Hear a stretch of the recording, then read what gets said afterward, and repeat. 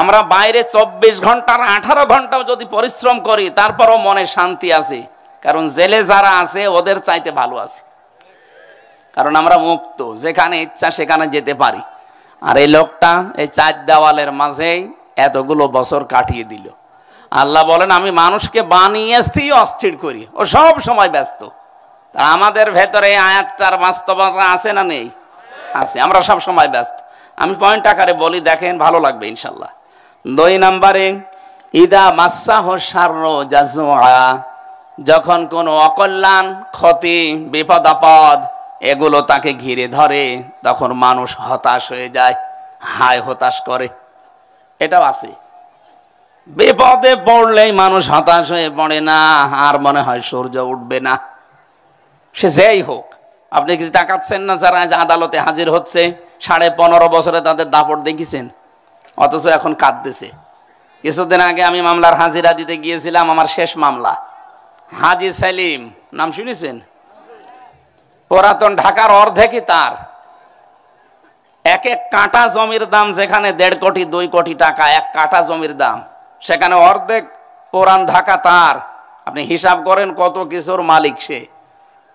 কথা বলতে পারে না, এখন মুখ বন্ধ হয়ে গেছে, জবান আল্লাহ কেড়ে নিয়েছে, এখন গোগা করে। দেখলাম আদালতের এজলাসে দাঁড়িয়ে এই লোকটা হাওমা করে শিশুর মতো কাঁদছে, অথচ তার যে বাহিনী, তার ডান হাত, বাম হাত, উপরের হাত, নিচের হাত, বিভিন্ন হাত আছে, এতগুলো হাত তার কাজ করে। 15.5 বছরে রাজার মতো কাটিয়েছে, অথচ বিপদে পড়িয়েছে, এখন শিশুর মতো কাঁদতেছে।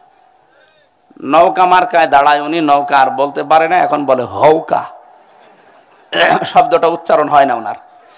তা আমি এই যে জাজুআ বলছিলাম, মানুষ বিপদে পড়লে যত রকমের শক্তিশালী লোক হোক ও হতাশ হয়ে পড়ে। কি হয় বলেন বলেন? ওয়াইদা মাসাহুল খায়রু মানুআ, আল্লাহ বলেন মানুষ যখন কল্যাণ কিছু পায়, যখন নিয়ামত পায়, যখন ভালো কিছু দুনিয়াতে পায়, তখন ও কৃপণ হয়ে যায়, কিপটা হয়ে যায়, বখিল হয়ে যায়। এই যে গুণগুলো আল্লাহ বললেন মানুষের, কম বেশি সবার ভেতরে দুনিয়ায় আছে না নেই? বলেন। কিন্তু কে বলছেন বলেন তো? কিন্তু, ইল্লা মানে কিন্তু। আল্লাহ পাক বলেন ইল্লাল মুসাল্লিন,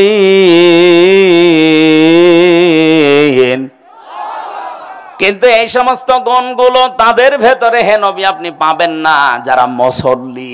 কি প্রশ্ন আসতে পারে, আমরা কি মুসল্লি না? 5 ওয়াক্তের জায়গায় আমরা 6 ওয়াক্ত নামাজ পড়ি তাহাজ্জুদ মিলে, আমরা এত বড় মুসল্লি, আর আপনি কি বলেন? হ্যাঁ, এটা আল্লাহর কথা।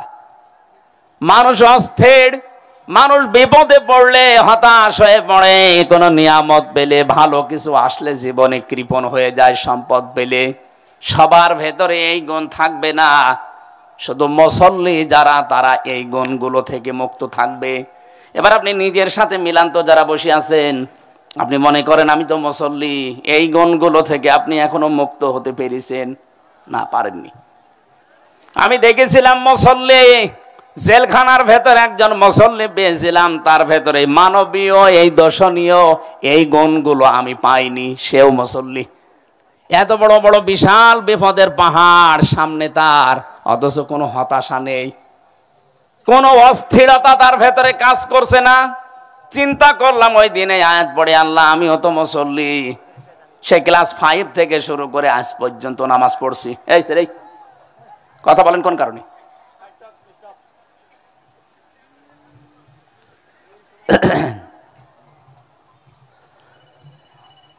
আমি এতদিন পর্যন্ত 33 বছর বয়স আমার তো মনে হচ্ছে 11 বছর বয়স থেকে আমার নামাজ আর কামাই যায়নি, অন্তত ফরজ নামাজ। এর ভেতরে এই গুণগুলো আমারও আছে, তাহলে কি মুসল্লি আমি হলাম বলেন তো? কোরআনের আয়াতের সাথে আমার যে মুসল্লিগিরি এর সাথে মিলছে না, তাহলে আল্লাহর এই কথা মনে হয় খুব সত্য না? হ্যাঁ বলেন বলেন। মুসল্লিদের ভেতরে গুণ থাকবে না। কোন মুসল্লি? আল্লাহর পরের আয়াতে জবাব দিচ্ছেন, আল্লাযীনা হুম আলা সালাতিহিম দাইমুন, যে মানুষগুলো সর্বদা সদা তাদের নামাজে নিয়মিত, দাইমন মানে সর্বদা, নামাজ 2 ওয়াক্ত পড়ে 3 ওয়াক্ত পড়ে না, এরে মুসল্লি বলা হয় না। নামাজ 5 ওয়াক্ত পড়ে না, শুধু জুমার নামাজ পড়ে, এটাও মুসল্লি না। জুমার নামাজও পড়ে না, শুধু ঈদের নামাজ পড়ে, এটাও মুসল্লি না। ঈদের নামাজও পড়ে না, শুধু বাবা মরে গেলে জানাজা পড়ে, এইটা মুসল্লি না। মুসল্লি আল্লাহর ভাষায় তারা যারা নিয়মিত নামাজি, 5 ওয়াক্ত নামাজকে নির্ধারিত সময়ে যারা আল্লাহর ফরজ বিধান মনে পালন করে। পৃথিবীতে একটাই বিধান, আল্লাহ পাক বলেন এইটার জন্য আমি নিজে আমার নবীজিকে আরশে নিয়ে এসে তার উপরে লিখে দিয়েছি, ইন্নাস সালাতা কানাত আলাল মুমিনিনা কিতাবাম মাওকুতা। হে নবী, নামাজ কিন্তু আমি ফরজ করলাম শুধু এই বলে না যে জান দিয়ে দিলাম, না, আমি লিখে দিলাম কিতাবাম মাওকুতা, নির্ধারিত সময়ে যখন তখন পড়লেও হবে না। নামাজ পড়লে যেমন সওয়াব হয়, নামাজ ছেড়ে দিলেও সওয়াব হয়। কি বলছেন না? আমার সাথে বেশি বলছে। আরে ভাই, সূর্য যখন ওঠে, সূর্য যখন মাথার উপরে, সূর্য যখন ডুবতেছে, এই 3 সময় নামাজ পড়তে পারবেন?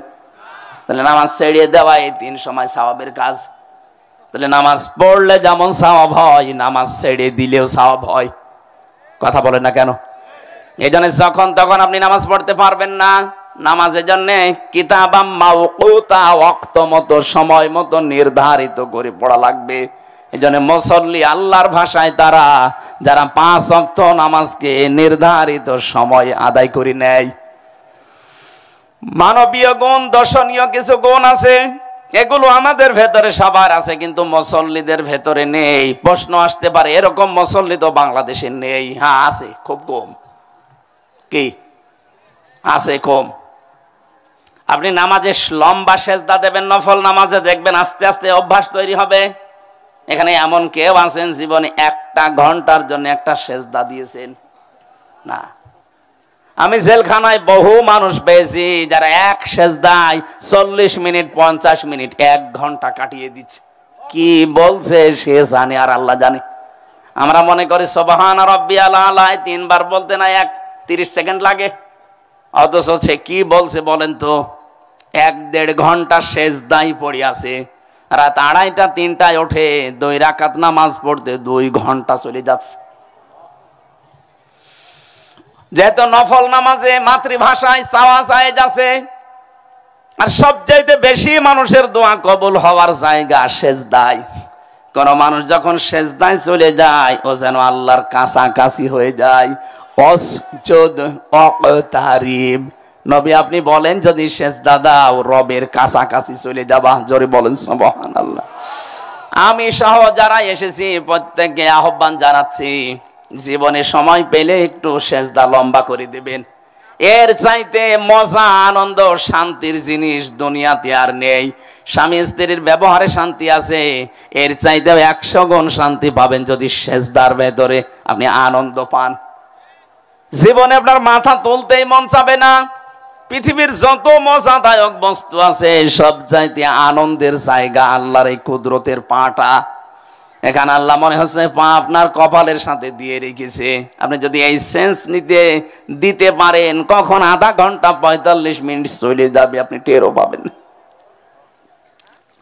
আমাদের নামাজ যেহেতু ওই মানের হয় না, এজন্য আমরা নামাজের ভেতরে কোনো আনন্দ, শান্তি, স্বস্তি পাই না। স্বস্তি পাওয়া যায় 4 দোকানে যেখানে গেবদ হয়। কথা বলেন না কেন? বাজারে যেখানে হট্টগোল শোরগোল, যেখানে গালিগালাজ হয়, এরকম জায়গায় আনন্দ লাগে, ভালো লাগে থাকতে। কিন্তু নামাজের সেজদায় আজ আমাদের কোনো আনন্দ নেই, মজা নেই, স্বস্তি নেই। কারণ অধিকাংশ মানুষ আমরা নামাজের সেজদায় যা বলি বুঝি না, আর বুঝলে ওর বাস্তবতা, রুহানিয়াত যেটা, ওটা আমরা পাই না। নামাজ পড়লে আপনি জান্নাতে যাবেন এ কথা কোরআনে আছে, কিন্তু নামাজ পড়লেও অনেক মানুষ আল্লাহর বরদোয়া পায়। কোরআনে কারীম জানাচ্ছে ফাওয়াইলুল লিল মুসাল্লিন আল্লাযীনা হুম আন সালাতিহিম সাহুন। আল্লাহ বলেন ধ্বংস হয়ে যাক ওই নামাজি গুলো। কোন বেনামাজিকে আল্লাহ বলেছে এখানে না, বলেছে ধ্বংস হয়ে যাক ওই মুসল্লি গুলো, ওই নামাজি গুলো যারা তাদের নামাজ সম্পর্কে উদাসীন। এই যে সাহুন এ শব্দের ব্যাখ্যা হয় চারটা। এক নম্বরে নামাজে দাঁড়াছে, নামাজের ভেতরে খুশু খুশু নেই। খুশু খুশু কি? ধীর স্থিরতা লাগবে নামাজে। এরকম মন নিয়ে নামাজে দাঁড়াবেন, মনে হচ্ছে যে আমি আল্লাহকে দেখতে পাচ্ছি। যদি এইরকম চোখ, এরকম অন্তর আপনার তৈরি না হয়, অন্তত এই বিশ্বাস নিয়ে দাঁড়ানোই লাগবে যে মালিক আমাকে দেখতেছে। এটা হয় আমাদের এই পরিবারে, এই পরিবেশে, এই মানে এখন আমি উঠতে পারিনি, তে আমার এই যে গুণগুলো দূর হবে কি করে? সুতরাং আমার মুসল্লি হতে চাই ওই মাপের, যে মাপের মুসল্লি হয়েছিলেন হযরতে তালহা রাদিয়াল্লাহু তাআলা আনহু। জীবনের ভেতরে পড়লাম তিনি নামাজে দাঁড়িয়েছেন খুশু খুশু নিয়ে, তেলাওয়াত করছেন সূরা কাহাফ। আলহামদুলিল্লাহিল্লাযী আনজালা আলা আবদিহিল কিতাবা ওয়া লাম ইয়াজআল লাহু ইওয়াজা। তার পাশে একটা বাচ্চা খেলা করছিল। পাহাড়ি এলাকা থেকে একটা সাপ এসে বাচ্চাটাকে জড়িয়ে ফেলেছে। হযরতে তালহার স্ত্রী দৃশ্য দেখার পরে দেখলেন স্বামী নামাজে আছে, ও নামাজ ছাড়ে না। আশপাশের লোকজন ডাক দিয়ে বাচ্চাটাকে বিপদ মুক্ত করে সাপটাকে মেরে ফেললেন। হইচই আরম্ভ হয়ে গেছে।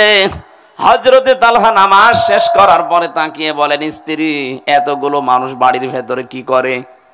হযরতে তালহার স্ত্রী বলে, আল্লাহু আকবার, স্বামী আমার, আপনি নামাজে ছিলেন, বাচ্চাটাকে সাপে জড়িয়ে ফেলেছিল। আপনি নামাজে আছেন, এই জন্য আপনাকে আমি কিছু বলি নাই। আশপাশের মানুষজনকে ডাক দিয়ে আমি নিজে সাপটাকে মেরে বাচ্চাটাকে বিপদ মুক্ত করে বসে আছি। এতগুলো গ্যাঞ্জাম আওয়াজ, কত কিছু হয়ে গেল, একটা বারের জন্যও কি আপনার নজর ওইদিকে যায় নাই? হযরতে তালহা বলেন, স্ত্রী নামাজে যখন দাঁড়িয়েছি তখন আমার আল্লাহর সাথে কথা হচ্ছিল। আমাদেরও কথা হয় আল্লাহর সাথে না, জমির সাথে। নামাজে দাঁড়িয়ে কয় বিঘায় কয় বিঘা, কয় বিঘা জমিতে কয় মন ধান হবে ও হিসাব করে। কথা বলেন না কেন? একটা লোক এসে ইমাম সাহেবকে গরম দিচ্ছে, আপনি নামাজ পড়ালেন কি করে? না কেন? আসরের নামাজ পড়িয়েছেন আপনি 4 রাকাত। আমার তো 4টা দোকান আছে বাজারে, আমি এক এক রাকাতের ভেতরে এক একটা দোকানের হিসাব করি। আজ 3টা দোকানের হিসাব হয়েছে, এখনো এক দোকানের হিসাব হয়নি। ও যে 1 রাকাত নামাজ পায়নি, ও হিসাব করবে কখন? আমি হাসির ছলে বলি নাই, এটা শিক্ষার জন্য বলছি। আজ হাজারো মানুষ আমরা এমন আছি এখানে, নামাজে কি পড়ি ওটা জানি না। নামাজের ভেতরে মন তৈরি করার জন্য আপনাকে আগে জানা লাগবে যে আপনি কি পড়ছেন। যখনই তেলাওয়াত করবেন আলহামদুলিল্লাহি রাব্বিল আলামিন, আল্লাহ পাক বলেন আমার বান্দা সত্য বলেছে, এই কথার জবাব আমার বান্দা শোনার পরে বলে আর রহমানির রহিম। এটা আমি জবাব দেই, ও শোনার পরে পরের আয়াতে বলে মালিকি ইয়াউমিদ্দিন। এই যে 3টা প্রশংসা করলেন, সব কিছু আল্লাহ তোমার জন্যে। তুমি রহমান, তুমি রহিম, তুমি কিয়ামতের দিবসের একচ্ছত্র মালিকানা তোমার। কেউ ওই দিন কথা বলতে পারবে না। এ কথাগুলো নামাজে বলতে বলতে আমার আল্লাহ যেন এবার প্রশ্ন করছে, ওই কে তুই? এত প্রশংসা আমার করলি, কে তুই? কে তোর পরিচয় বল দেখি। এ পৃথিবীতে যত মানুষ নামাজ পড়ে সবাই কিন্তু এবার পরিচয় দিচ্ছে যে আমি এ দেশের বাদশার ছেলে। এই কথা বলে ইয়্যাকা না'বুদু ওয়া ইয়্যাকা নাস্তাঈন। হে আল্লাহ, তুমি আমাকে চিনতে পারোনি, আমি তো তোমার গোলাম। আমি কি? আমি তোমার গোলাম। কত ছোট হয়ে কথাটা বলা লাগে চিন্তা করেন তো।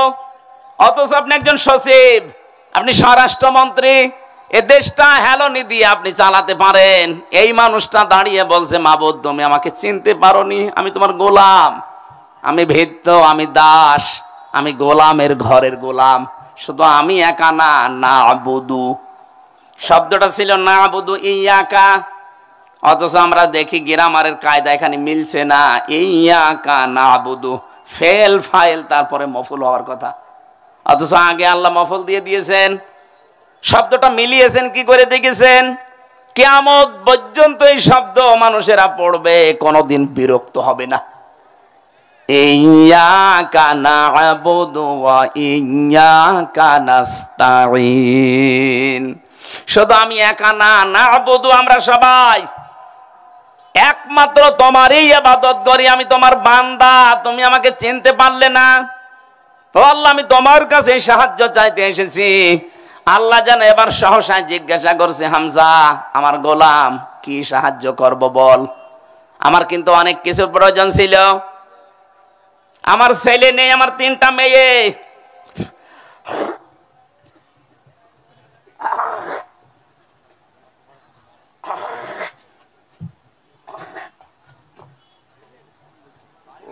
তো হুজুরও চেনে না দেখ।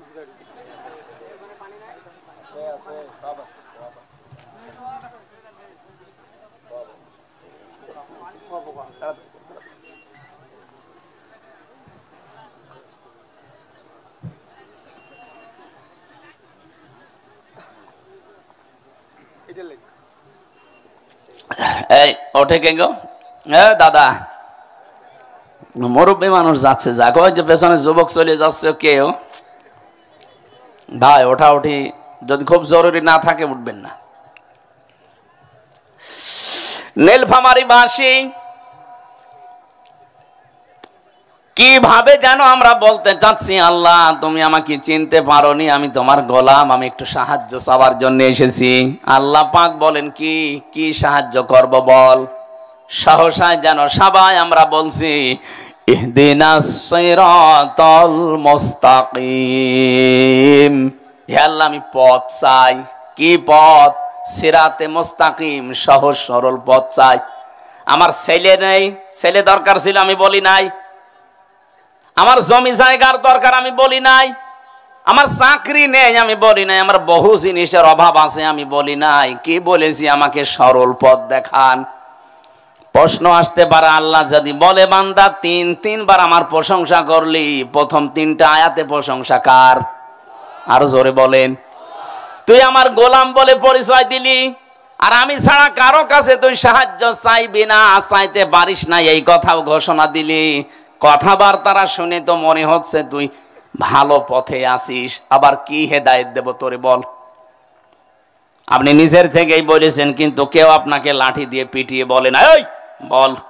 আপনি নিজেই বলছেন, সিরাতাল্লাযীনা আন'আমতা আলাইহিম। আমরা সারা জীবন শুনেছি সিরাতে মুস্তাকিম, সহজ সরল পথ না। শুধু এতটুকু অর্থ করলে ভুল হবে। এটা শুধু সহজ সরল পথ না। মুস্তাকিম শব্দের শাব্দিক অর্থ হচ্ছে স্থায়ী সরল পথ। আমি এমন একটা স্থায়ী সহজ আর সরল পথ চাই, যেই পথ শুরু হবে দুনিয়া থেকে, শেষ হবে জান্নাতে গিয়ে। আল্লাহ পাকের কাছে মনে হচ্ছে আমি তার সামনে দাঁড়িয়ে দাঁড়িয়ে ধরে ধরে বলছি, আল্লাহ আমি এমন একটা পথ চাই যে পথে তোমার পুরস্কার পাওয়া যায়। আল্লাহ যদি বলে পুরস্কার কারা পেয়েছে, আপনি নিজেই এবার জবাব দিচ্ছেন, আন'আমতা আলাইহিম, যাদের উপর তুমি পুরস্কৃত করেছো, যাদেরকে তুমি তো নিজেই তাদের নাম আমাকে শুনিয়েছো, মিনান নাবিয়িনা ওয়াস-সিদ্দীকিনা ওয়াশ-শুহাদাই ওয়াস-সালিহিন। এই যে 4 প্রকার মানুষকে তুমি পুরস্কার দিবা ঘোষণা দিয়েছো, নবীদেরকে, সিদ্দিকদেরকে, শহীদদেরকে আর সালিহিন বান্দাদেরকে। তুমি আমাকে এই 4 দল যেভাবে চলেছে এই 4 প্রকার মানুষের রাস্তায় চালাও। প্রথমে আপনি কাদের পথ চেয়েছেন? নবীদের। কাদের বলেন বলেন? আপনি নবীদের পথ একবার 2বার না, এখানে যত মানুষ নামাজ পড়ে অন্তত শুধু ফরজ নামাজ পড়লেও 17 বার এই কথা বলা লাগে যে আল্লাহ আমি নবীদের পথ চাই। যদিও সরাসরি বলেননি। আন'আমতা আলাইহিমের ভেতরে যে 4 প্রকার নাম আছে, তার 1 প্রকার নাম কি? নবী। এই কথা বলেন না কেন? নবীদের পথ আপনি চাচ্ছেন আল্লাহর কাছে। কোনদিন ভেবেছেন যে নবীদের পথ কি? এ পৃথিবীতে এত কঠিন পথ পাড়ি দিয়েছে নবীরা, আল্লাহ প্রতিটি নবীকে উদ্দেশ্য করে জাতিকে জানিয়েছে, ইয়া হাসরাতান আলাল ইবাদ মা ইয়াতিহিম মির রাসূলিন ইল্লা কানু বিহি ইস্তাহজিউন। সূরা ইয়াসিনের 30 নম্বর আয়াতে আল্লাহ বলেন, আমার বান্দাদের জন্য আফসোস, আক্ষেপ, এমন কোন নবী রাসূল দুনিয়ায় পাঠালাম না যার সাথে ওই জামানার মানুষগুলো ঠাট্টা করে নাই, বিদ্রূপ করে নাই, উপহাস করে নাই। আপনি বলেন তো নবীদের চরিত্র খারাপ ছিল? বলেন। কেউ কারো মেয়ের দিকে তাকিয়েছিল? কারো ঘর ভেঙে দিয়েছিল? কারো পাকা ধানে মই দিয়েছিল? কেন তাদের উপরে ঠাট্টা বিদ্রূপ? একটা বারের জন্য আপনি নামাজের ভেতরে দাঁড়িয়ে চিন্তা করলেন না, আমি যে চাইলাম কি, আল্লাহ যদি সত্যি আমাকে নবীদের পথ দিয়ে দেয় আমি কি টিকে থাকতে পারবো? তো পৃথিবীর ইতিহাস এইটাই বলে, নবীদের অধিকাংশ নাম ওই জামানার মানুষেরা পাল্টিয়ে দিয়েছে। ইব্রাহিম নবীর নাম পাল্টিয়ে দিয়েছে, তার উম্মতের ভেতরে কিছু মানুষ আব্রাহাম, এখনো পর্যন্ত আছে খ্রিস্টানরা আব্রাহাম বলে ডাকে ইব্রাহিমকে। আমি বিশ্বের কয়েকটা খ্রিস্টান দেশে গেছি, তাদের সাথে ট্রেনে বাসে চলাফেরা করার সময় কথাবার্তার এক ফাঁকে তারা দেখেছি বলেছে যে আমাদের নবী, তারা পরিচয় দিতে গিয়ে বলেছে আব্রাহাম। আব্রাহামকে পরবর্তীতে জানলাম ইব্রাহিম। আল্লাহ যাকে ইব্রাহিম বলেছে ওরা নাম পাল্টিয়ে দিয়েছে আব্রাহাম। মুসা নবীর নাম ইহুদিরা নাম পাল্টিয়ে দিয়েছে জোসেফ, ওরা জোসেফ বলে ডাকে। হযরতে ঈসা নবীর নাম তারা পাল্টিয়ে দিয়েছে যিশু। আমি কি বানিয়ে বলছি? আপনি যান ওই সমস্ত জায়গায়, ওরা দেখবেন এই নামে ডাকে। নবীদের বিখ্যাত সাহাবী হযরতে জাবের, খ্রিস্টানরা তার নামটা পর্যন্ত পাল্টিয়ে দিয়েছে আল জাবরা, একটা সাবজেক্ট বানিয়ে দিয়েছে। আল জাবরা সাবজেক্ট নেই? আপনি তাকান দুনিয়ার দিকে, নবীদের নাম পর্যন্ত মানুষ কিন্তু পাল্টিয়ে দিয়েছে।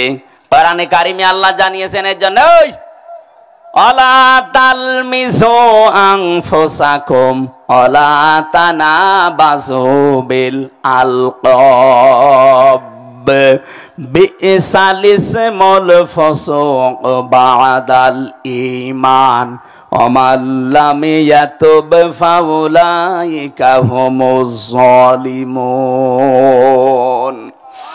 সূরা হুজুরাতের 11 নম্বর আয়াতের শেষের দিকে আছে, আল্লাহ বলেন কারণ নাম উলট পালট করে দিবা না।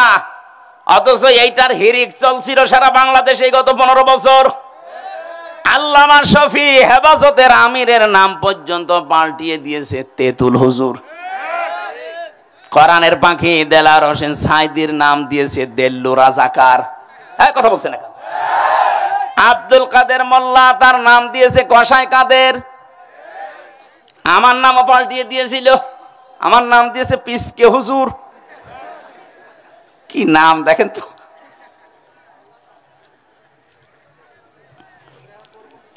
অথচ নাম পরিবর্তন করে উলট পালট করে ডাকা, এটা কিন্তু কবিরা গুনাহ।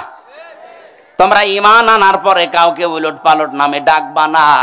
এই বাংলাদেশে নাম পরিবর্তনের যে হিড়িক চলছিল, কত জায়গায় কত নাম পাল্টিয়ে উল্টা পাল্টা নাম বসিয়ে দিয়েছে। আপনার কে বলেছিল যে আন্তর্জাতিক জিয়া বিমানবন্দর এটা পাল্টিয়ে শাহজালালের নাম দেওয়া লাগবে? কে বলেছিল বলেন তো? এত হিংসা কোন কারণে আপনার ভেতরে? এটা পাল্টিয়ে থেকে 2-4টা কালি গেছে। সারা বিশ্বের যত জায়গায় বিমানবন্দরে এখান থেকে যায় তাদের পর্যন্ত জানানো লেগেছে এই নামটা পাল্টাতে। কি হয়েছিল? সে কি দেশের জন্য কাজ করে নাই? আমার তো মনে হয় জিয়াউর রহমানের জীবনে যদি আল্লাহ কিচ্ছু ভালো না লাগে, ওনার কবুল না হয়, তো সৌদি আরবে হাসিসের জন্য আরাফাতের ময়দানে যে কাজটা করে দিয়েছে নিম গাছ লাগিয়ে, এইটার জন্য আল্লাহ ওনারে মাফ করে দেবে। ওই গাছকে এখন আর ওই দেশে মানুষ নিম গাছ বলে না, বলে জিয়া গাছ। কত মানুষ ওই জায়গায় আশ্রয় নেয়, বিশাল তাপ আরাফাতের ময়দানে এই গাছটার কারণে। আমি কি বানিয়ে বলছি? কত মানুষ সেখানে যায়, আশ্রয় নেয়। আমি নিজেও ছিলাম। আর আপনি তার নামটা সহ্য করতে পারলেন না, এসে আগে নামটা পাল্টি এমন মানুষের নাম দিয়েছে, এখন তো পরিবর্তন করবে, আবার আরেক ঝামেলা। এই যে নাম পাল্টিয়ে দেওয়ার হিড়িক, এটা ইহুদি আর খ্রিস্টানদের একটা চক্রান্ত, ওরা খালি নাম পাল্টায়। এই ভারতে এখন শুরু হয়েছে বিভিন্ন মুসলমানদের ঐতিহাসিক নামগুলো, এই পৃথিবীর নিকৃষ্ট মানুষের তালিকায় যাদের নাম আছে তার ভেতরে একজন অন্যতম, এখন যিনি দায়িত্বে আছে এই লোকটা মুসলিমদের বিভিন্ন নাম আজ পাল্টানো আরম্ভ করেছে। হায়দ্রাবাদ একটা জায়গার নাম আছে, সে নামটা পাল্টিয়ে এখন কৃষ্ণবাদ নাকি নাম দেওয়ার চেষ্টায় আছে। কত জায়গার নাম যে মুসলমানদের ঐতিহ্য সংস্কৃতি যেখানে লুকিয়ে আছে, জড়িয়ে আছে, পাল্টিয়ে ওনাদের নাম বসানো লাগবে। কেন? নাম পাল্টানো যাদের অভ্যাস, যারা মানুষের নাম পরিবর্তন করে দেয়, এই যে রাশেদ খান মেনন, এই লোকটা এখন জেলখানায়। এই লোকটা কওমি মাদ্রাসাকে বলেছিল ২০ বৃক্ষ। এই কথা বলছেন না কেন? আল্লামা শফির মতো মানুষ, হাজার হাজার আলেমের উস্তাদ, তারে নাম দিয়েছে তেতুল হুজুর। ঈমান আনার পরে তোমরা কাউকে উলট পালট নামে ডাকবা না, যদি ডাকো এরপরেও যদি তোমরা তাওবা না করো, ফিরে না আসো, তোমরা কিন্তু জালেম হয়ে মরবা। এই জন্য যারা এই হিড়িক তৈরি করেছিলেন ইহুদি খ্রিস্টানদের মতো, তাদের অবস্থা কিন্তু ভালো না। আমি যে বিষয়টার জন্য পর্যন্ত নিয়ে এসেছিলাম, আনামতা আলাইহিম, হে আল্লাহ আমি পথ চাই, যাদের পুরস্কার দিয়েছো তাদের ১ নম্বরে পুরস্কার পেয়েছে নবীরা। সুতরাং নবীদের পথে চলতে গেলে বাধা বিপত্তি আসবেই। কথা বলেন না কেন? ২ নম্বরে সিদ্দিকিন। সিদ্দিক কাকে বলে? হযরতে আবু বকর সিদ্দিক, এই নামটা আল্লাহর নবী তাকে উপাধি দিয়েছিলেন খেলা করার জন্য না, এমন এমন বিশ্বাস তিনি করেছিলেন। বিশ্ব নবী শেষ পর্যন্ত বললেন, তুমি আজকে আবু বকর না, তোমার নামে আমি কিয়ামত পর্যন্ত একটা লকব লাগিয়ে দিলাম, তুমি আবু বকর সিদ্দিক। সত্যকে সত্য জানার পরে তিনি দ্বিধাহীন চিত্রে প্রশ্ন ছাড়া মেনে নিয়েছিলেন। আর আমাদেরকে আঙ্গুল দিয়ে দেখিয়ে দিলেও সত্য মানতে চায় না। তাতে কিসের সিদ্দিক? সত্যকে সত্য জানার পরেও যারা মানে না, ওরা সিদ্দিক না, ওরা কাযযাব। বলেন ইন্নাল্লাযীনা কাযযাবু বিআয়াতিনা, নিশ্চয় যারা আল্লাহর আয়াতকে মিথ্যা প্রতিপন্ন করে, ওয়াস্তাকবারু আনহা, এবং এখান থেকে যারা অহংকার করে মুখ ফিরিয়ে চলে যায়, লা তুফাত্তাহু লাহুম আবওয়াবুস সামা, এদের জন্য আকাশের সব দরজা বন্ধ, একটাও খোলা হবে না। শুধু খোলা হচ্ছে না তা না, তুফাত্তাহু মুজারে, বাবের বহুবচন আবওয়াব, একটা দরজা আপনার জন্য খোলা হচ্ছে না, ভবিষ্যতেও হবে না। কতদিন? ওয়ালা ইয়াদখুলুনাল জান্নাহ, আপনি জান্নাতেও যাচ্ছেন না, যাবেনও না। হাত্তা ইয়ালিজাল জামালু ফি সাম্মিল খিয়াত, যতদিন পর্যন্ত সূচের ছিদ্র দিয়ে উট প্রবেশ করতে না পারে। এটা যেমন অসম্ভব, যারা আল্লাহর কোরআনের কথা শোনার পরে মনে হয় যে ওরা মিথ্যা কথা বলছে, তাদের জন্য জান্নাতে যাওয়া ওইরকম অসম্ভব। আর এই চরিত্রের মানুষ বাংলাদেশে নেই। আরো জোরে বলেন। আপনি কিন্তু নামাজের শেষ কথা বলেছিলেন, রব্বুল আলামিন আমি এমন মানুষের পথ চাই না, গায়রিল মাগদুবি আলাইহিম ওয়ালাদ-দাল্লিন। আমিন। হে আল্লাহ আমি ওদের পথ চাই না যে মানুষগুলো অভিশপ্ত, যারা লানত প্রাপ্ত, যারা পথভ্রষ্ট। এখানে ইহুদি আর খ্রিস্টানদের কথা বলা হয়েছে। আমার প্রশ্ন, ইহুদি আর খ্রিস্টানরা তাদের উপরে নাজিলকৃত কিতাব তাওরাত, ইনজিল, কথা বলেন না কেন?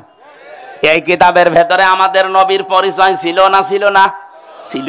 এই পরিচয়গুলো থাকার পরে ওরা সত্যকে সত্য জানার পরে হিংসা করে আর অহংকার করে মানে নাই। বলেন না কেন? ইহুদি খ্রিস্টানরা মানে না আমার নবীকে, কেন? হিংসা করে আর অহংকার করে।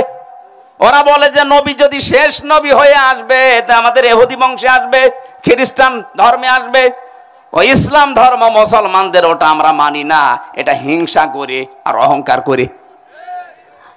এই জন্য আমরা প্রত্যেক দিন ১৭৫ কোটি মানুষ তামাম দুনিয়ায় যারা আছি মুসলমান, সবাই তাদের জন্য বরদোয়া দিচ্ছি, গায়রিল মাগদুবি আলাইহিম ওয়ালাদ-দাল্লিন। অথচ এই বরদোয়া যে নিজের ঘাড়ে পড়ছে কোনোদিন টের পান না। ওরা সত্যকে সত্য জানার পরে হিংসা করে অহংকার করে মানে নাই, এই জন্য আল্লাহর লানত, আল্লাহর গজব, ওরা পথভ্রষ্ট। আর আমরা আঙ্গুল দিয়ে চোখে দেখিয়ে দিচ্ছি, এরপরেও সত্যকে সত্য জানার পরেও অনেকে মানতে চায় না, বলে না এ হুজুর আমার দলের লোক না, এ হুজুর আমার বাবার মুরিদ না। এই কথা বলছে না কেন?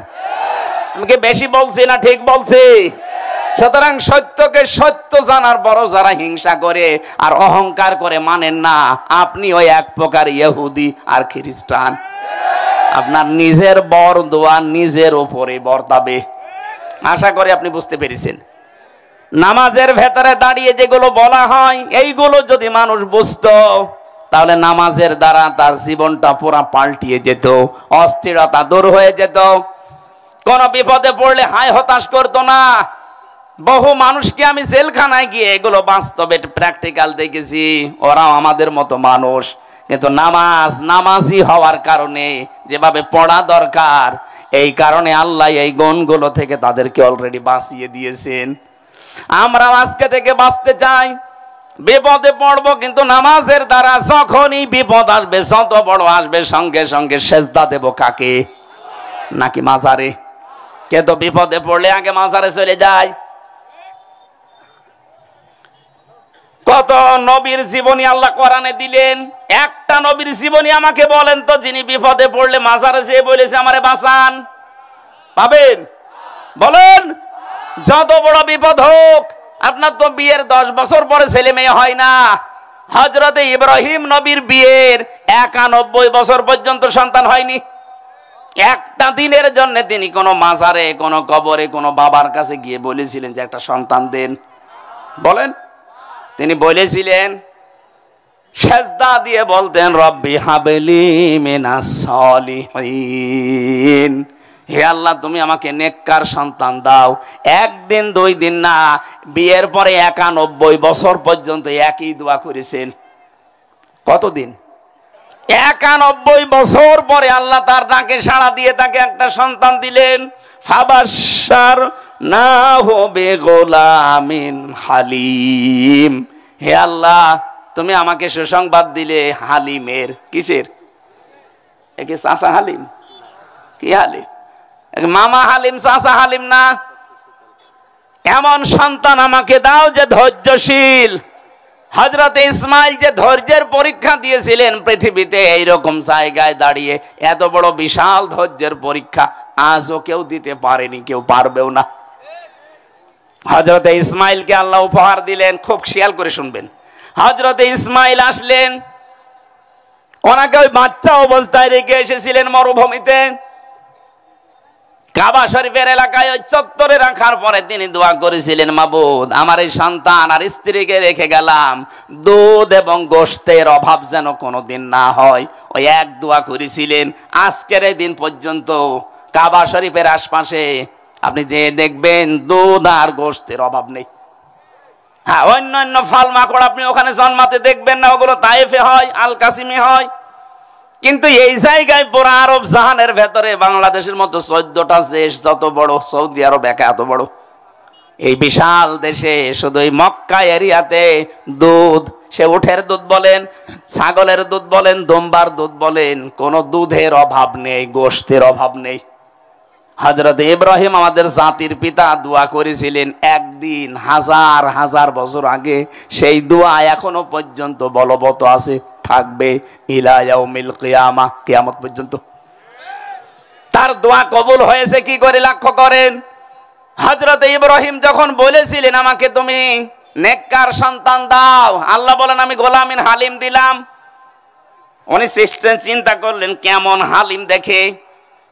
হযরত ইব্রাহিমকে আল্লাহ যখন স্বপ্নে দেখিয়েছেন, ফালাম্মা বালাগা মাহু সায়া ক্বালা ইয়া বুনাইয়া ইন্নী আরা ফিল মানামি আন্নী আযবাহুকা ফানজুর মাযা তারা।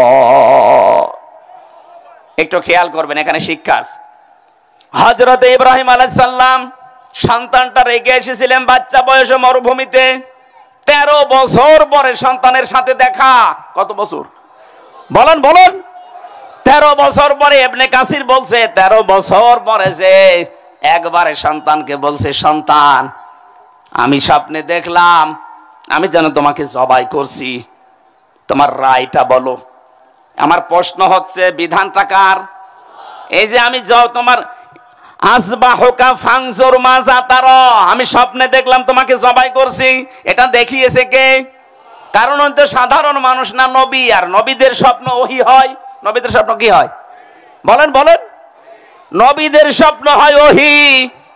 আল্লাহ নিজে তাকে আদেশ দিচ্ছে, আইন করছে যে জবাই করো সন্তানকে।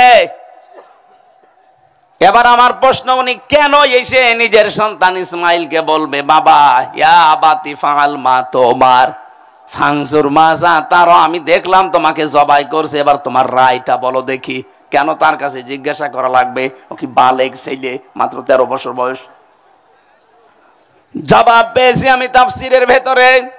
হযরত ইব্রাহিম আলাইহিস সালাম ওইসে দোয়া করেছিলেন, রব্বি হাবলি মিনাস সালিহিন, হে আল্লাহ আমাকে নেককার সন্তান দাও।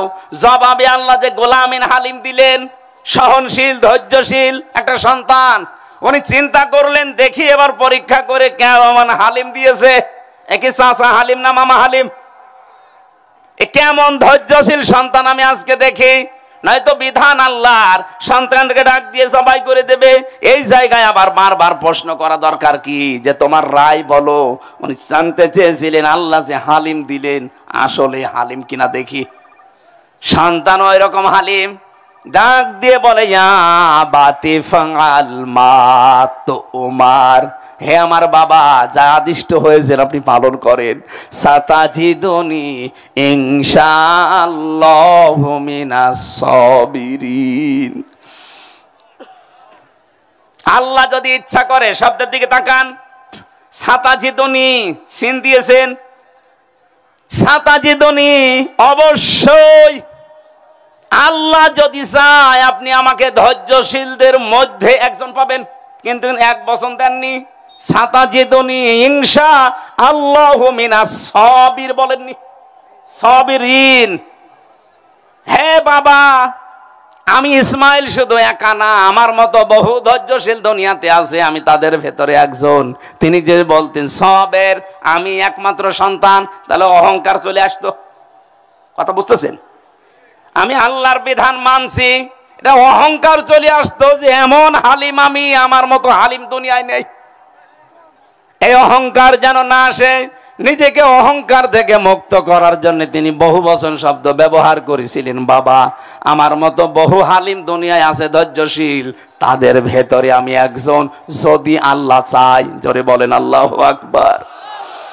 আল্লাহ রাব্বুল আলামিন হযরত ইব্রাহিম খুশি হয়ে গেলেন, সন্তানকে নিয়ে যখন জবাই দেবেন। আল্লাহ ওই সময় ডাক দিয়েছিলেন, ফালাম্মা আসলামা ওয়াতাল্লাহু লিল জাবিন ক্বাদ সাদ্দাকতার রুয়া ইলা আখিরি আয়া। আল্লাহ পাক বলেন, ইব্রাহিম নবী আলাইহিস সালামকে আমি তখন ডাক দিয়েছি, ইব্রাহিম ফালাম্মা আসলাম না আসলামা? আপনারা কি জেগে আছেন? এই আলেমরা নেই? শব্দকে এখানে এক বচন না দ্বি বচন? দ্বি বচন। ফালাম্মা আসলামা, কেন আল্লাহ দ্বি বচন দিলেন? হযরত ইব্রাহিম ইসমাইল দুইজন যখন এগ্রি হয়ে গেছে, রাজি আল্লাহর বিধান পালন করার জন্য, একজন ছুরি হাতে নেওয়া আর একজন গলা দিয়েছে, দুইজনে রাজি, তখন আল্লাহর বিধান পালন করতে সোজা সহজ এবং সহজ হয়ে গেছে।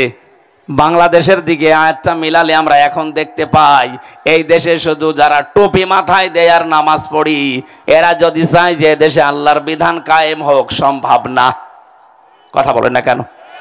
অন্তত আল্লাহতে বিশ্বাসী যারা, আমরা যারা জনগণ আছি 18 কোটি, আমাদেরকে ইসমাইলের ভূমিকায় আল্লাহর বিধান পালন করার জন্য গলা যদি দেওয়া লাগে দেওয়া লাগবে।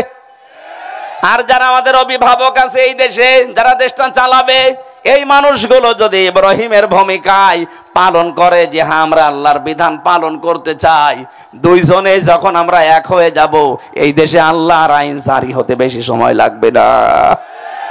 জাহান্নামে যদি কেউ চলে যায়, ওই মানুষকে আপনার আবার 10 বছর 20 বছর পরে আমরা বের করে নিয়ে আসবো, এই ধান্দায় অনেকে আছি।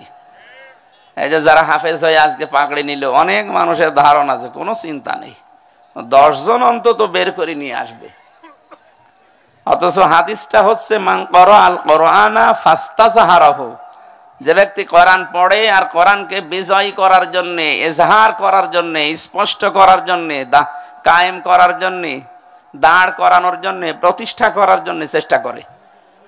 যারা হাফেজ হয়ে গেল এরা যদি কোরআন পড়ে, কোরআন পড়া মানে এই যে কিছুক্ষণ আগে যে পড়লো, এক আয়াত পড়ার পরে ভুলে গেছে, এইরকম না।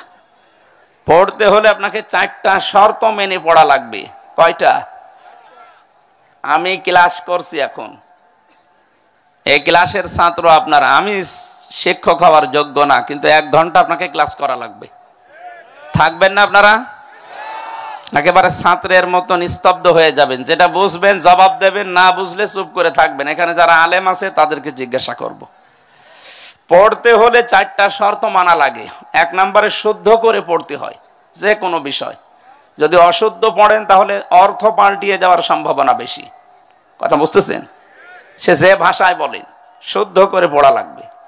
2 নম্বরে ওটা আপনাকে বোঝা লাগবে। 3 নম্বরে যে বুঝটুকু আপনি পেলেন ওই বুঝের ওপরে জীবন চালানো লাগবে। 4 নম্বরে এটা মানুষ যেন মানতে পারে সেই পরিবেশ তৈরি করে দেওয়া লাগবে। কয়টা বললাম? বলেন বলেন, আপনি এবার বলেন তো, যিনি পড়লেন এই 4টা এখনো ওনার ভেতরে এসেছে? শুদ্ধ করে হয়তো পড়েছে, যতটুকু পড়েছি হয়তো বুঝেছে, যতটুকুই বুঝেছে তার উপরে তার প্র্যাকটিক্যাল লাইফ যেটা বাস্তব জীবন মিলাচ্ছে, চেষ্টা চালাচ্ছে। 4 নাম্বার যেটা আলহামদুলিল্লাহ হিল্লাযী আয়াতটা পড়েছে, সব প্রশংসা ওই আল্লাহর জন্য হবে যিনি নাজিল করেছেন তার বান্দার প্রতি কিতাব। কি দিয়েছেন? এখন বলেন তো, সব জায়গায় আল্লাহর প্রশংসা হচ্ছে এ বাংলাদেশে? আরো জোরে বলেন। বিচার ব্যবস্থা যা আমরা বানিয়েছি সেখানে আল্লাহর প্রশংসা হয়? আল্লাহর প্রশংসা মানে কি ওখানে বসে বসে সুবহানাল্লাহ পড়বেন? আমরা বিচারালয়গুলো দেখেছি, আদালত দেখেছি, সেখানে অনেকে আল্লাহর ওলি পাওয়া যাচ্ছে, ওরা বসে বসে সুবহানাল্লাহ পড়ছে। 1 হাত দিয়ে সুবহানাল্লাহ পড়ে আর আরেক হাত দিয়ে ঘোষের টাকা নিয়ে টেবিলে রাখে। এইটার নাম কি সুবহানাল্লাহ পড়া? এটা কি আল্লাহর বিধান আছে এখানে? না। এই জায়গায় অমাল্লাম ইয়াহকুম বিমা আনজালাল্লাহু ফাউলাইকা হুমুল কাফিরুন, যারা আল্লাহর নাজিল করা বিধান দিয়ে বিচার করে না ওই মানুষগুলো কাফের। তাহলে কাফের দেখার জন্য আমেরিকায় যাওয়া লাগবে? এদেশে বহু কাফের এখন আছে। বলতে পারেন হ্যাঁ আপনি কাফের বলছেন মানে আমি আল্লাহ একজন আছে বিশ্বাস করি না। আরে ভাই, আপনার এরকম বিশেষ আবু জেহেল করত। ওয়ালা ইন সাআলতাহুম মান খালাকাস সামাওয়াতি ওয়াল আরদা লা ইয়াকুলুন্নাল্লাহ। হে নবী, আবু জেহেলকে জিজ্ঞাসা করেন আকাশ আর জমিন কে বানিয়েছে, ও গ্যারান্টি দিয়ে বলবে আল্লাহ বানিয়েছে। তাহলে আল্লাহ বানিয়েছে এই কথা আবু জেহেল বিশ্বাস করতো না করতো না? বলেন বলেন। যেদিন বদরের ময়দানে যাবে যুদ্ধ করার জন্য, সেদিন কাবার গিলাফ ধরে কান্নাকাটি করছিল। সকালে বলছিল কাবার মালিক তুমি আসো, আমি জানি আমি মোহাম্মদের বিরুদ্ধে অস্ত্র নিয়ে যাচ্ছি আজ বদরের ময়দানে যুদ্ধ করার জন্য, সত্যের পক্ষে যে আছে তাকে তুমি বিজয় দিও। ওর দোয়া কবুল হয়ে গেছে, কারণ ও তো সত্যের পক্ষে ছিল না। ছিল যিনি, সে বিজয় পেয়েছে। আল্লাহ একজন আছে ও বিশ্বাস করতো না। বলেন, ও হাজী সাহেবদেরকে পানি পান করাতো, সওয়াব হবে এই নিয়তে না, ইনকাম করার ধান্দায়। হাজী সাহেবদের পানি পান করিয়েছে। কাবা শরীফের রক্ষণাবেক্ষণার দায়িত্বে ছিল, তোমার কাবার সভাপতি ছিল। আপনি নীলফামারী জামে মসজিদের সভাপতি, আর আবু জেহেল ছিল কাবা শরীফের সভাপতি। আপনি বলেন আপনার চাইতেও বড় মসজিদের সভাপতি না? কেমন বড় মসজিদ, খালি 2-3 লাখ মানুষ ধরে একা, এই নাকি? না। ইন্না আউওয়ালা বাইতি উযিআ লিন-নাস লাল্লাযী বিবাক্কাতা মুবারাকা ওয়া হুদাল লিল আলামিন। এই পৃথিবীর সর্বপ্রথম ঘর যেটা মানব জাতির জন্য বানানো হয়েছে সেটা মক্কায়। বাক্কা মানে মক্কা। বাক্কা মানে কি? এটা মক্কার প্রাচীন নাম। কোরআনে কারিমে আল্লাহ মক্কার জায়গায় বাক্কা দিয়েছেন। এই শহরের সর্বপ্রথম যে ঘরটা বানানো, এখানে আল্লাহ মোবারক বরকত দিয়ে রেখেছেন এবং পথ নির্দেশিকা আছে পৃথিবীর মানুষের জন্য। এইরকম একটা ঘরের সভাপতি ছিল আবু জেহেল। মারণের পরে ওকে আল্লাহ কি আপেল খাওয়াচ্ছে। আমি 2016 সালে গিয়েছিলাম হজে, বদরের ময়দানে আমারে নিয়ে গেল ওই ময়দান দেখার জন্য। পাশে আমারে বলছে ড্রাইভার সাহেব যে এই যে এটা আবু জেহেলের কবর, এখানে বহু পানি দেওয়া হয় কিন্তু কবরে ওরে তো আর মানে সে আদর করে মাটি দেয়নি, ওরা উব্ধ করে রেখে দিয়েছে। এক কবরের ভেতরে 14 জন। কয়জন? 14 জন মরে গিয়েছিল না কাফের? ওখানে থেকে গ্যালন গ্যালন পানি উঠতেছে, পাশেই খেজুর বাগান, ওই পাশে সাহাবীদের কবর। কি শান্ত নির্মল পরিবেশে শুয়ে আছে তারা। আর এই শয়তানের কবরে এত পানি দেওয়া হয়, কোনো গাছ বাঁচে না, গাছ হলে মরে যায়।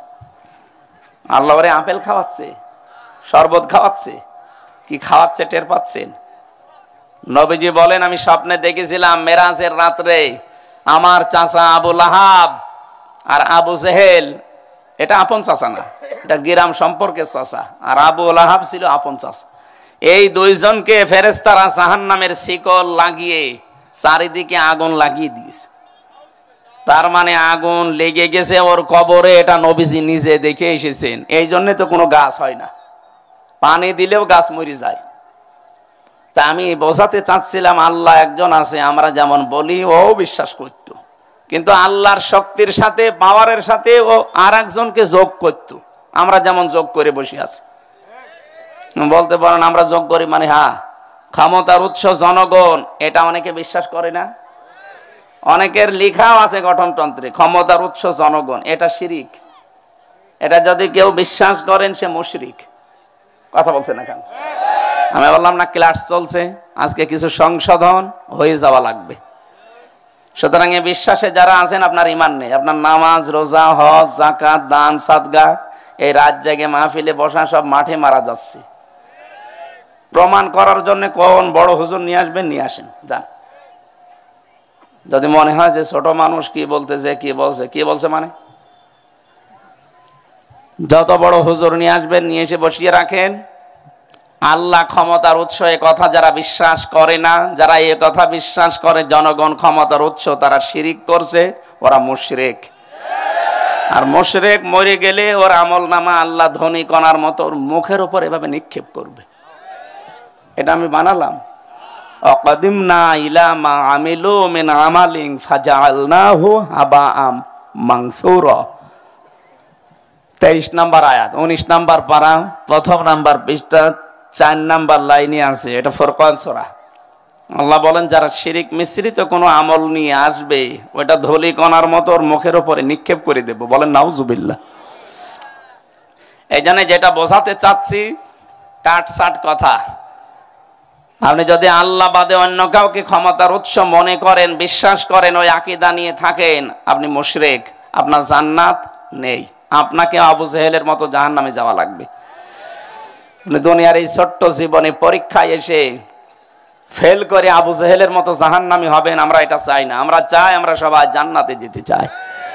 বলেন এজন্য যারা এখানে এসেছেন এ মানুষগুলো আজকে আমরা চাই তেলাওয়াতকৃত যে আয়াতগুলো পড়লাম এখান থেকে অন্তত আমরা যেন কিছু নিয়ে যেতে পারি। আল্লাহ তুমি আমাদেরকে কিছু দিও। বলেন আমিন। 1500 বছর আগে নবীজির পিঠ থেকে আল্লাহ আইয়ামে জাহিলিয়াত, কি বললাম, আইয়ামে জাহিলিয়াতের যে বিশাল পাথর বোঝা সরিয়ে দিয়েছিলেন। আর 1500 বছর পর 2024 সালের 5 আগস্টে আও আমি জাহিলিয়াতের একটা পাথর আমাদের বুক থেকে আল্লাহ সরিয়ে দিয়েছে। আমার মনে হচ্ছে শব্দ দুইটা প্রায় কাছাকাছি, আই এম এ আর আও আমি, দুইটা একরকম না? আপনি রাগ করলেও আমি বলবো, কারণ ওদের যে কর্মকাণ্ড 15.5 বছরে পেলাম, এই কারণে বলছি। বিশেষ করে 2006 থেকে 24 পর্যন্ত যে অত্যাচার জুলুম আর নির্যাতন চালিয়েছে মানুষ হয়ে মানুষের উপরে, আত্মীয় স্বজনও বাদ দেয়নি, নিজের আত্মীয় বাদ দেয়নি। আমার বংশের 100 জনের 98 জন এই দলে ছিল।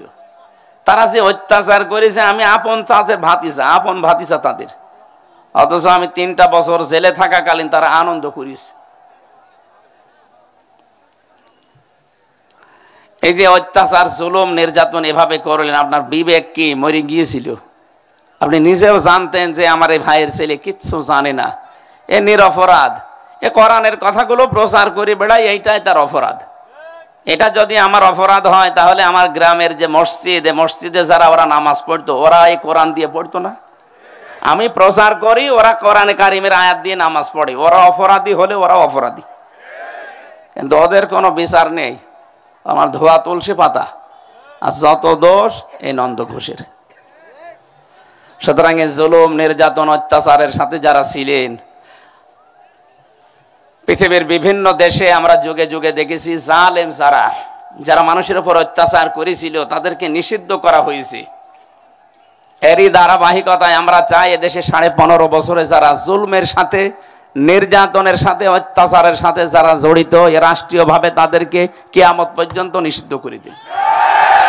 এটা মানবতার শত্রু। যতদিন থাকবে একটা ক্যান্সার, শরীরে ক্যান্সার থাকলে না কাটা পর্যন্ত আপনি ভালো হবেন না। এই জন্য ক্যান্সার গুলো আমার মনে হয় বাদ দেওয়াই ভালো, কারণ যে ষড়যন্ত্র এখনো চলছে, এদেরকে যদি মাইনাস করা না যায়, আরামে ঘুমানো সম্ভব না।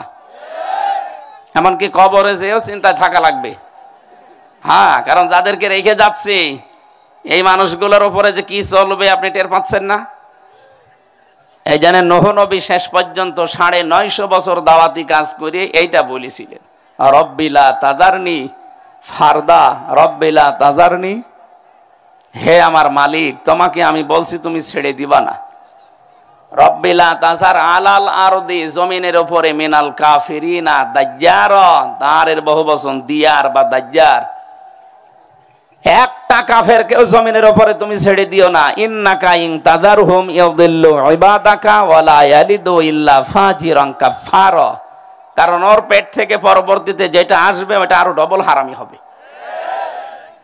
এই জন্য যারা পালিয়ে গেছে 2 বোন একসাথে, আমরা চাই ওনারা ওখান থেকে কবরে চলে যাক, অন্তত আমাদের এসে যেন আর না চালায়। পরবর্তী প্রজন্ম আমরা যারা রাজনীতিকে রেখে যাব, তাদেরকে আমরা হযরতে ওমরের মতো রেখে যেতে চাই। আর এইটা করতে হলে এই জুলুমের বিচার হওয়া লাগবে। আন্তর্জাতিক অপরাধ ট্রাইব্যুনালের ঘোষণা আজকেও শুনেছেন, 13 জনকে হাজির করেছিল গতকাল। বিচার ব্যবস্থা শুরু হয়ে গেছে। 1 নম্বর আসামি ওনারা 2 জন যারা পালিয়েছে। আলহামদুলিল্লাহ, ঠিকই বলিস ভাই, আলহামদুলিল্লাহ। কারণ বিচার যদি না হয়, আগামীতে যারা রাষ্ট্র ক্ষমতায় বসবে তারা আরো ডবল হারামি হবে। এই জন্য চাই বিচার হোক, এটা যেন একটা লিসন হয়ে থাকে, শিক্ষা হয়ে থাকে। কিয়ামত পর্যন্ত কোন জালেম কেউ যদি বসেও পড়ে চেয়ারে, ও যেন ভয়ে থাকে না। দরকার নেই ভিক্ষা, কুকুর ঠেকা। আল্লাহ আমাদেরকে ওইটা যেন দেখার তৌফিক দেন, বলেন আমিন।